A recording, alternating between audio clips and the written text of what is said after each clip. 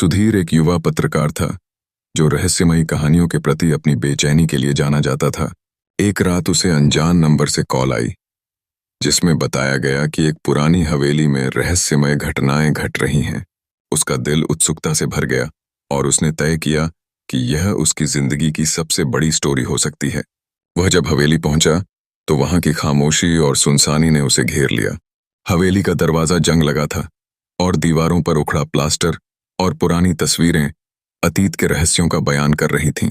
गांव वालों के अनुसार राय साहब और उनका परिवार वर्षों पहले रहस्यमय तरीके से मारे गए थे। जैसे ही सुधीर ने दरवाजा खोला, उसे लगा जैसे किसी ने उसके कंधे पर हाथ रखा है। पलटते ही उसे कोई नहीं दिखा।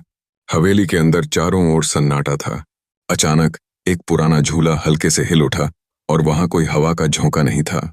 उसने अपने फोन से सब रिकॉर्ड करना शुरू किया। तभी घड़ी की सुइयां खुद ब खुद हिलने लगीं और खौफनाक अलार्म गूंज उठा। सुधीर ने एक पुरानी अलमारी में एक डायरी पाई जिसमें लिखा था कि जो कोई इस राज को जानने आएगा वह लौट नहीं पाएगा। डायरी के पन्नों में उसे एक गुप्त कमरे के बारे में पता चला जिसमें परिवार का अंधेरा राज कैद था। जैसे ही उसने एक पुरानी पेंटिंग के पीछे दरवाजा पाया और उसे छुआ, अचानक एक चीख गूंज उठी। दरवाजा खोलते ही उसकी आंखों के सामने भयानक दृश्य उभर आया। खून से सने कपड़े और दीवारों पर पंजों के निशान उसे डरावने राज की ओर खींच रहे थे। कोने में एक पुराना बॉक्स था जिसमें राय साहब के परिवार का कंकाल और एक छोटे बच्चे का खिलौना था।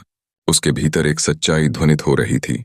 जैसे ही दरवाजा अपने आप बंद हो गया, सुधीर को पीछे से एक परछाई ने घेर लिया।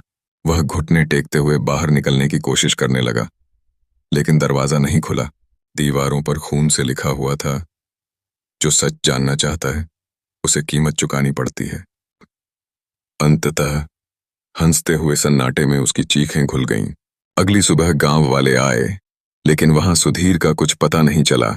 सिर्फ उसका फोन जिसके रिकॉर्डिंग में एक आवाज थी, अब हवेली को नया मेहमान मिल गया है।